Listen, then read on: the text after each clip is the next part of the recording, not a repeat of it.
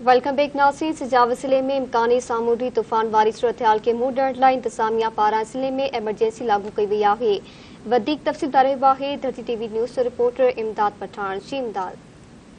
नाज़रीन, सिजावर ज़िले में सामूंडी तूफ़ान जो इम्कानी ख़तरो वधी वियो। ख़ासि तौर ते साहिली पट्टी जे तिलकन शाहबंदर जाती ऐं खारोछाण में एमरजेंसी लागू कई वई आहे। मोहाणा जेके मच्छीअ जे शिकार लाइ समुंड में वियल आहिनि उन्हनि खे वापसि अचण जूं हिदायतूं कयूं वयूं आहिनि। जॾहिं त कंहिं बि माहिगीर खे समुंड अंदरि वञण न पियो ॾिनो वञे। उन सिलसिले में डिप्टी कमिश्नर सिजावर मुमताज़ अली अबड़ो अॼु ज़िले जे समूरनि खातनि जे ऑफिसरनि सां मीटिंग सदाए कंहिं एमरजेंसी खे मुंहुं ॾियण लाइ प्लान जोड़ियो वियो आहे, जंहिंमें पाक आर्मी जे जवाननि पिणु शिरकत कई आहे। उन मौक़े ते असां डिप्टी कमिश्नर सिजावर खां ॼाण वठंदासीं त संदन छा प्लान आहे ऐं तूफ़ान जे ज़िद में ईंदड़ मोहाणनि खे रेस्क्यू करण लाइ कहिड़ा जोगा क़दम खयां पिया वञनि। जेके माण्हू असांजा अंदरि आहिनि समुंड में, उन्हनि जे लाइ असां पाकिस्तान नेवी जी टीमूं तश्कील करे उमाणे ॾिनियूं आहिनि त उहे उन्हनि माण्हुनि खे रेस्क्यू करे कढी अचनि, जेके शाम ताईं इंशाअल्लाह ताला सां होपफुली त उन में 20-25 खनि माण्हू आहिनि जेके असांजा रिपोर्टेड आहिनि। उन्हनि खे असांखे कढी पहुचाइणो आहे, जंहिंमें पाकिस्तान नेवी जी टीमुनि जी मदद सां त ज़िले इंतज़ामिया उन कम ते लॻी पई आहे त उन माण्हुनि खे पोयां कढाइजे।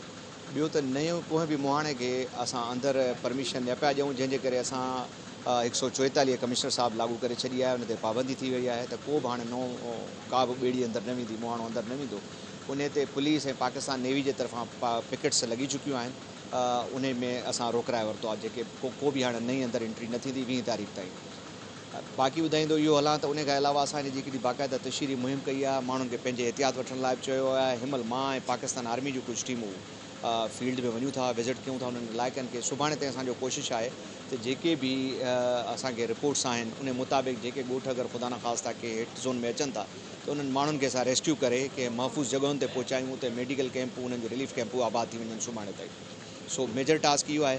बाक़ी उमेदु इहा आहे त अलाह बहितर कंदो त जीअं अॻ में बि सजावल ऐं साहिली पट्टी ते तूफ़ान जो अंदेशो हमेशह टरी वेंदो आहे। उमेदु इहा आहे त इहो थी वञे, पर असां खे जेके CM साहब जूं डायरेक्शन्स आहिनि या जेके असांखे कमिश्नर साहब जूं डायरेक्शन्स आहिनि, चीफ सेक्रेटरी साहब जूं डायरेक्शन्स आहिनि, त इमीडिएटली असां हुन कम खे लॻल आहियूं त माण्हुनि खे रेस्क्यू कजे, हुननि खे महफ़ूज़ मुक़ामात ते पहुचायूं ऐं हुननि जे लाइ खाइण पीअण में सभिनी शयुनि जो बंदोबस्तु कयो वञे ऐं इन एमरजेंसी खे मुंहुं ॾियण लाइ हिकिड़ो मुकमल जामे प्लान तयारु आहे।